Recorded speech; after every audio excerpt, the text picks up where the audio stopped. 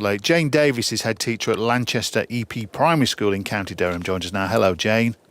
Hello, you all right? Yeah, we weren't 100% sure what Gavin Williamson were going to say. How did you react when you heard the news?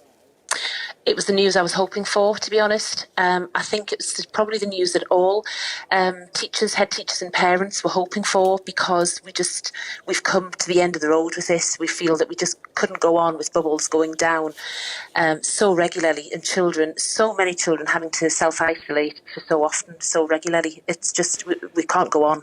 So how badly has your school been affected at any point?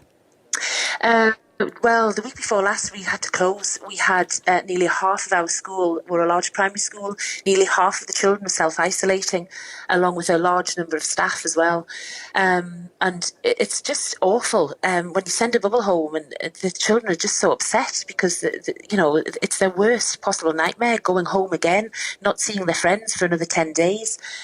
We had a bubble just come back on Monday, but some of them didn't manage to come back because they finished their isolation period on Friday at midnight, and then mixed with another child who was positive at the weekend, and so they're having now to continue their isolation. So that's 20 days out of the last 22 that they'll have had to isolate for. Yeah, and one of the issues today mentioned was it's the lost education for the children, but also the disruption for parents at home who have to suddenly find childcare for that period of time if they're still able to go to work. Jane, what about this issue of so no more self-isolation after the 16th of August, but a PCR test is recommended? What level of responsibility does the school have to oversee and perform all that?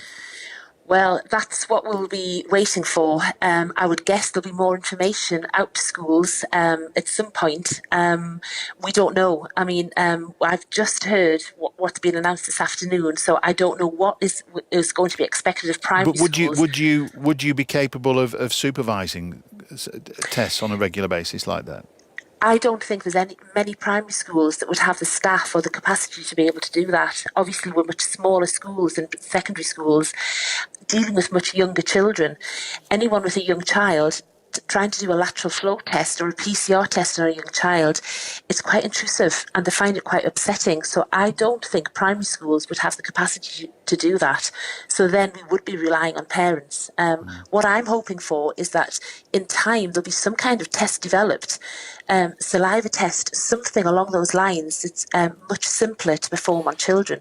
That will make it That's easier, what I hope. Yeah. Well, Jane, good to talk to you. Thanks for your time. Thank you. Thank you. Thanks. Jane Davis there from Lanchester EP Primary School in County Durham. She's the head teacher. Just